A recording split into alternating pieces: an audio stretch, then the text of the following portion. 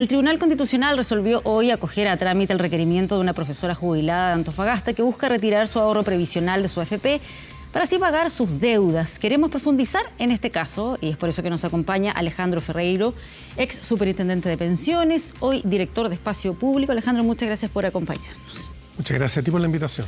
Estamos viendo acá un caso inédito, más que nada por el camino que dio tomando este proceso judicial, el hecho de que llegue hasta el Tribunal Constitucional. En primer lugar, ¿qué te parece lo que ha ocurrido respecto a esta demanda que está haciendo la profesora jubilada? Es inédito, en parte porque no es un recurso directamente de la profesora, sino la misma Corte de Apelación de Antofagasta presenta una acción de inaplicabilidad ante el Tribunal Constitucional. Es inédito también en la forma en que la propia Corte plantea el asunto. Se parece jugar la Corte por una tesis que cuestiona el funcionamiento del sistema previsional de una manera bastante drástica. Y más que inédito, es bien significativo porque de acoger el Tribunal Constitucional este requerimiento, de alguna manera generaría un hoyo en la línea de flotación de todo el sistema previsional, porque estaría determinando que la propiedad de los fondos previsionales alcanza a la posibilidad de retirarlos, ya no en forma de pensión, que es como hoy día está establecido en la ley del sistema previsional, sino en el momento en que la persona eventualmente quisiera. Eso me parece a mí que es bastante grave. No es algo que deba resolver un tribunal, es un debate político mayúsculo de amplias consecuencias que deberá ser resuelto en el Parlamento. Claro, el argumento que han dado los abogados es este derecho de propiedad. Y para eso también quienes defienden esta postura de la profesora han planteado que muchas veces se dice que los fondos son de propiedad de aquella persona que los está ahorrando. Desde esa perspectiva dicen, bueno, ¿por qué no se puede ir y solicitar el retiro cuando así lo estimen conveniente? Porque estamos frente a ahorros que van a una cuenta individual y en tal sentido le pertenecen al trabajador que cotiza, pero son fondos que tienen una finalidad que la ley define y es exclusiva y excluyente: el financiamiento de las pensiones. No es posible conciliar el derecho de propiedad en el sentido que me permita disponer de estos ahorros siempre y a mi antojo con la finalidad propia del ahorro previsional, que es financiar pensiones. La ley lo que ha hecho es establecer un mecanismo a través del cual fuerza a las personas a cotizar. Lo hace a través de un régimen legal que tiene una serie de características. Yo no pago impuestos por esos ahorros. Si el empleador no cotiza esos fondos, comete incluso el delito de apropiación indebida de bienes. En consecuencia, todo eso está armado bajo la lógica de servir a un propósito. Y ese propósito es pagar pensiones. ¿Por qué? Porque la mayoría de las personas vive de sus ingresos, de la vida laboral activa. Y lo que hace la ley es decir, mire, una fracción de lo que usted gana durante la vida activa lo vamos a guardar para poder financiar sus necesidades durante la vida pasiva. Claro, el punto es, si el objetivo es esa pensión, ¿por qué no se podría solicitar todo un viaje, todo tal como lo está pidiendo esta profesora? Porque no es pensión eso. Estoy refiriéndome, por supuesto, después de la edad de jubilación, no en una etapa previa. Porque la evidencia muestra en Chile y en el extranjero que las personas tienen una natural preferencia por el consumo presente e inmediato, se olvidan del futuro. Es la razón por la cual el 95% de los independientes en Chile que podría cotizar no lo hace. Ahora hay una ley para obligarlos a hacer. Entonces la mirada natural de las personas es la imprevisión. No pensar que el futuro va a llegar, olvidarse del futuro y concentrarse en el presente. Si le entregan todos los recursos a una persona a los 65 años, cosa que ha ocurrido, por ejemplo, con una reforma reciente en Perú, la evidencia muestra que una parte muy importante de esas personas se gasta esos fondos y entonces sacrifica de esa manera el objetivo esencial de la seguridad social, que es el financiamiento de una pensión regular durante el resto de la vida de las personas. ¿Cómo ha sido la experiencia en otros países? Por ejemplo, lo que ha ocurrido en Perú, donde se ha planteado esta posibilidad. Yo creo que ha sido fue una reforma legal muy popular. Porque ahí está la gran contradicción y el dilema que existe. La gente prefiere tener los recursos hoy día, pero prefiere dos cosas que son incompatibles. Prefiere gastarse el dinero ahora y también tener una buena pensión. No es posible ambas cosas. Y lo que hace el Estado, corrigiendo la imprevisión natural de las personas, es forzar a un ahorro previsional. Eso es lo que tenemos hoy día en Chile. Podremos discutir cómo mejorar el sistema. De hecho, lo que hay en el Parlamento hoy día es una manera de reflexionar respecto a cómo fortalecer las pensiones, aumentando el ahorro previsional. Permitir el retiro de los fondos equivale más bien a ir en el sentido contrario de mejorar las pensiones. Claro, ahora, el argumento que también entregaba esta profesora jubilada es que quería este dinero para pagar su dividendo, su crédito hipotecario, y directamente diciendo que acá no recibía ella una buena pensión, 185.000 pesos, por lo tanto no le alcanzaba para poder pagar el lugar donde vive y todas las otras necesidades que ella tiene en su vida diaria. Y al no ser una buena pensión es que finalmente pide mejor tener todo el dinero de una vez para así, ya sea o pagar esa deuda o directamente poder invertir en otra cosa, como por ejemplo un departamento. Bueno, yo creo que el caso concreto nos conmueve y nos hace preocupar y por tanto genera cierta receptividad. La cuestión es, sin embargo, si podemos flexibilizar las reglas al punto de permitir que las personas, invocando diversas razones, puedan destinar los recursos previsionales a otro fin. Es imposible hacer eso y al mismo tiempo tener buenas pensiones. Y lo que hace la ley es destinar recursos exclusivamente para un propósito que es el previsional, el pago de las pensiones. Por eso digo, en el momento actual en que se dice que no hay buenas pensiones, o por lo menos eso es lo que plantea esta señora, ese argumento en cierta medida se cae. Yo creo que hay en determinados casos que pensar en una reforma futura, probablemente a discutir en el Parlamento y no resuelto por el Tribunal Constitucional, si personas que han acumulado muy pocos ahorros y por tanto el monto que reciben no equivale a una pensión suficiente, no podrían eventualmente recibir de vuelta el total del ahorro acumulado porque lo que reciben no es pensión. Pero 180.000 pesos o 185.000 pesos es algo que está por sobre la pensión básica y por tanto correspondería marginalmente a una pensión en Chile. Claro, ella probablemente, ahí no conozco el detalle, pero lo que ha pasado con otros profesores es que sus sueldos originalmente eran tan bajos que lo que han ido acumulando a lo largo del tiempo ha hecho que la jubilación que finalmente reciben ahí tenemos baja. un caso muy interesante en los profesores. Muchos profesores, primero, durante años, décadas, el Estado de Chile les cotizó por una fracción de sus ingresos, por muy poco de lo que efectivamente ganaban, con lo cual ahorraron menos.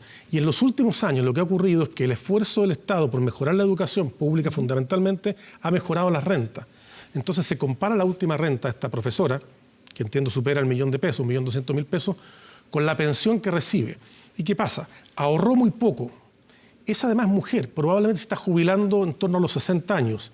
Le quedan 30 años de por vida y la pensión en el sistema de ahorro individual que tenemos es lo que resulta de dividir el ahorro acumulado, en este caso muy poco, por los años de vida que se espera que sobreviva la persona al momento de jubilar, que son 30 años aproximadamente en el caso de una mujer. Eso, por definición, da una pensión muy baja. La solución de largo plazo es incidir en estas dos variables, más ahorro y probablemente asumirlo, aunque cueste, aunque no sea popular decirlo, asumir que tenemos que jubilar más tarde. Ahora, lo que también se escuchaba en las conversaciones y las distintas opiniones que han surgido a raíz de este caso era que se pudiese plantear tal vez algunas salidas alternativas o que en algunos casos puntuales se pudiese solicitar todo este retiro, por ejemplo, de una enfermedad catastrófica. Mire, yo preferiría que la solución al tema de la enfermedad catastrófica se busque por el sector de la salud, por seguros catastróficos propios del ámbito de la salud. En Perú esto comenzó también con una discusión similar para la vivienda, para la enfermedad catastrófica, y llegó al Parlamento y la oleada popular terminó, entre comillas, con un permiso para retirar los fondos a los 65 años a todo evento y con cualquier finalidad. En consecuencia, cuando uno abre la puerta, dado la natural preferencia de las personas por usar los recursos ahora, es muy difícil luego cerrarla y garantizar que se cumpla el objetivo de las cotizaciones previsionales, que es pagar una buena pensión. Claro. ¿No se produce una contradicción cuando se dice que este dinero pertenece al trabajador? Eso ha sido parte del discurso importante de las AFP en el último tiempo, especialmente cuando se discutía esta posibilidad de que algún porcentaje de esa cotización se fuese a una especie de fondo común para generar una suerte de solidaridad.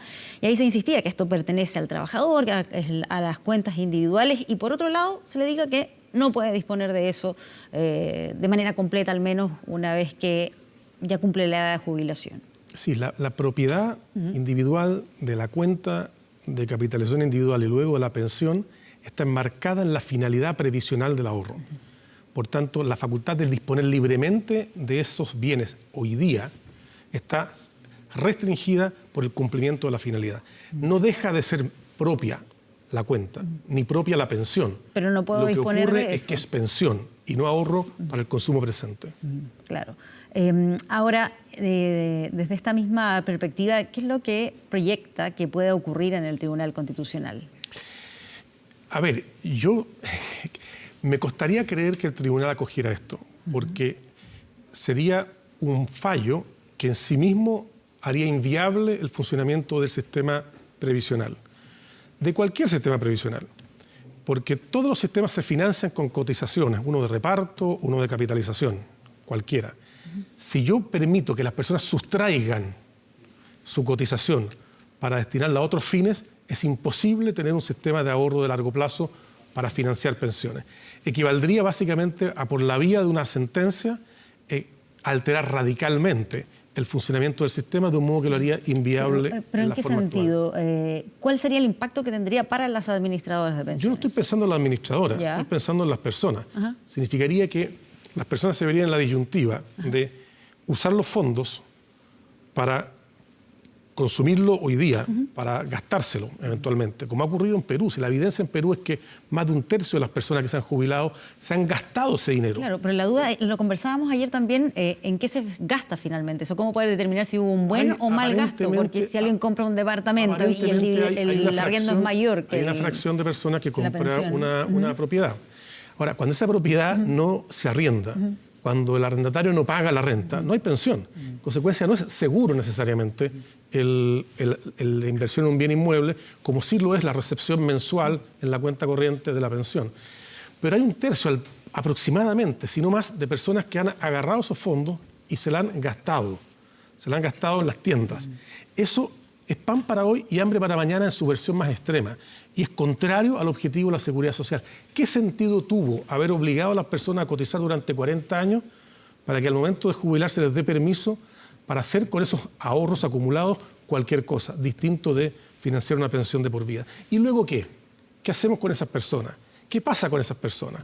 Se quedan sin ningún ingreso, pasan a ser cargo absoluta del Estado, pero carga del Estado por decisiones propias que terminaron sacrificando la pensión futura por la ilusión del consumo o el gasto en el corto plazo. ¿Pero es solo por esa ilusión del consumo o puede ser que esta simpatía que generan algunos, esta idea, pese al riesgo que usted menciona, sea una demostración simplemente de que las actuales pensiones no son satisfactorias? Yo pienso que la simpatía por el disponer enteramente de los bienes existe y ha existido siempre, y es la razón por la cual la seguridad social es obligatoria.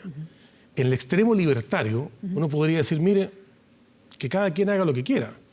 Sustraigamos al Estado, dejémoslo afuera de esta discusión y que cada quien vea si quiere ahorrar o no ahorrar y que vea qué pasa con su vida cuando tenga 70, 80 años. La evidencia muestra que las personas ahorran muy por debajo de lo que debieran hacerlo. Y la evidencia muestra que ninguna sociedad democrática con cierta preocupación por sus ciudadanos puede dejar a las personas a la intemperie cuando no tienen ingresos propios de su trabajo para financiar la vida. Y lo que se hace para eso... Sí, pero siguiendo ese mismo argumento, ¿se les podría obligar a ahorrar? Además, se supone que las AFP van a aumentar ese fondo acumulado, pero que después determinen libremente lo que quieren hacer con ese ahorro. Es que esa libertad, la pregunta es si es compatible con la pensión. Hay formas de pensionarse. Yo me puedo pensionar por retiro programado, por una renta vitalicia, pero siempre conducente a recibir mensualmente una cantidad. Ese es el objetivo de los 40 años de ahorro obligatorio previo. No tiene sentido alguno pensar en un sistema que me obliga a mí a ahorrar cuando soy joven para permitirme una fiesta a los 65 años. Eso no tiene sentido alguno. El sentido, la justificación del ahorro previsional está enmarcado en la finalidad previsional. Pago de pensión, financiamiento de pensión. Y el esfuerzo que tenemos que hacer como sociedad es darnos cuenta que estamos ahorrando poco, estamos viviendo más, tenemos que ahorrar más para tener las pensiones que la gente espera. Muy bien. Alejandro Ferreiro, ex superintendente de pensiones, director de Espacio Público, muchas gracias por acompañarnos acá esta tarde. Muchas gracias a ti.